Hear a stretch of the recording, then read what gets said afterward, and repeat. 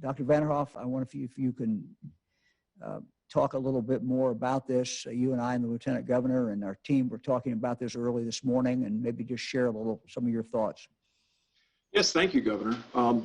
Well, as we look ahead to the spring months, I think we need to be cognizant of the fact that more contagious strains of the virus, especially B.1.1.7, the so-called UK variant, are in fact appearing in Ohio. What we're seeing is that the virus that causes COVID-19 is changing, as nearly all viruses do, to become more contagious, and it's happening here in Ohio just as it has in other parts of the world. In fact, the B.1.1.7 variant is now in at least 40 states, and other variants, including B.1.351, which is originally from South Africa, and P.1, which is originally from Brazil, have also arrived in some other states.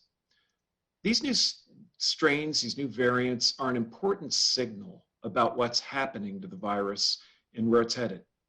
They tell us the virus is becoming more contagious and having more opportunity to change as it gets into more people.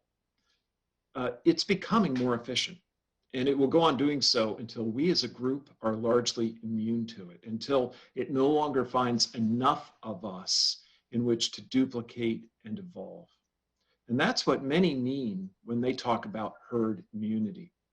Vaccines, of course, are the way to achieve herd immunity quickly and without unnecessary suffering or death.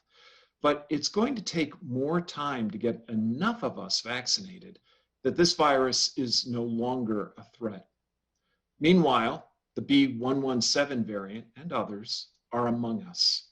So we still have to protect the many of us who haven't yet been vaccinated and are both vulnerable to illness and able to spread the virus.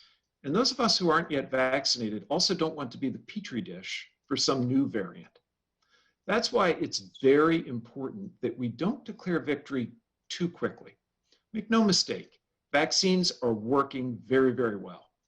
But our national vaccination effort needs more time.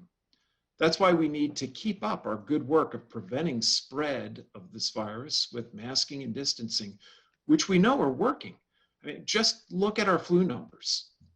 Last year at this point, we were approaching 5,500 flu hospitalizations in Ohio. This year, we haven't even hit 100. So as we go forward, we'll continue to watch these variants very closely with particular attention on the indicators of COVID disease activity from our dashboards that the governor just reviewed. But I think we can all be encouraged by our results so far. They reflect our good adherence to masking and distancing, along with steady increases in vaccination. So even in the face of these new, more infectious variants, we have the weapons we need to improve our lives as we head into the spring. Masking and distancing work, and they're going to be key to living our lives more normally as we go into the spring. So we have the tools that either we didn't fully understand or that we didn't have. We didn't have the vaccine before.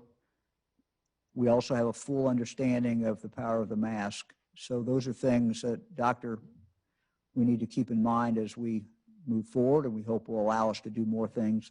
Our intention is to have more things that we like to do and that we want to do this summer as we go forward. The data you gave in regard to flu, Dr. Vanderhoff, was absolutely phenomenal. If I wrote it down correctly, last flu season, 5,500 hospitalizations in Ohio. This year, under 100. So yes. Yeah, no, it's really remarkable and a real testament to masking. Yeah, I mean, it really shows the power of the masking and what results that can be. That's just an absolutely phenomenal figure.